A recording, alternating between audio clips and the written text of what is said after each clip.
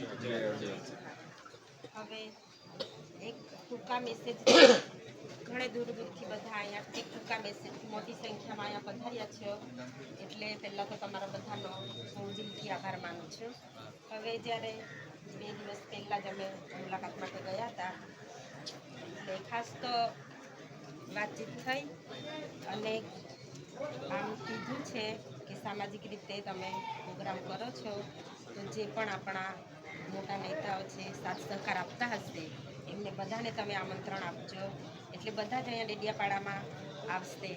અને બીજું ખાસ દુઃખદની વાત તો એ છે કે જે 18 દિવસનું બાળક છે તે ત્યાં આખી રાત રડે છે, એટલે દુઃખની વાત તો વધારે જ છે।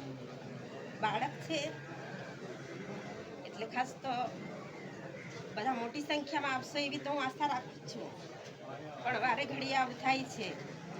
પરિવાર પર હું એકલી છું આજે બા, એટલે એક વાર થયું, 2 વાર થયું, પછી મારું પણ મનોબળ તૂટી જાય છે।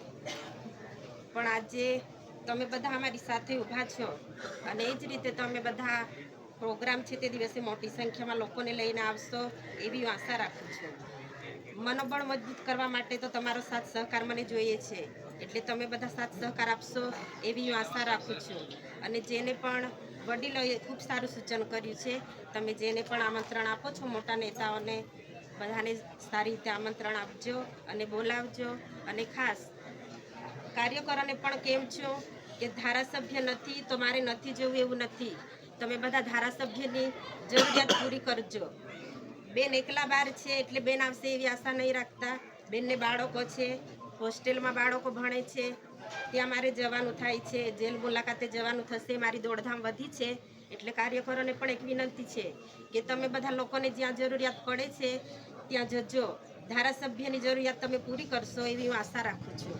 અને ખાસ આ જે પ્રોગ્રામ છે એ શાંતિથી આપણે પૂર્ણ કરવાનો છે, આપણે કોઈ સાથે લડાઈ ઝઘડા કરવાના નથી, આપણે શાંતિપૂર્ણક એમને ન્યાય મળે અને જે નાનું બાળક છે તેને પણ આપણે બહાર લાવવાનું છે। તે બાળક તો નિર્દોષ છે, બાળકની કંઈ ભૂલ નથી, છતાં પણ આ ખોટી રીતે કેસ કરીને જે અંદર મોકલ્યા છે, એટલે આપણે બધા એનો જવાબ જડબાતોડ જવાબ તો આપણે આપવાનો જ છે।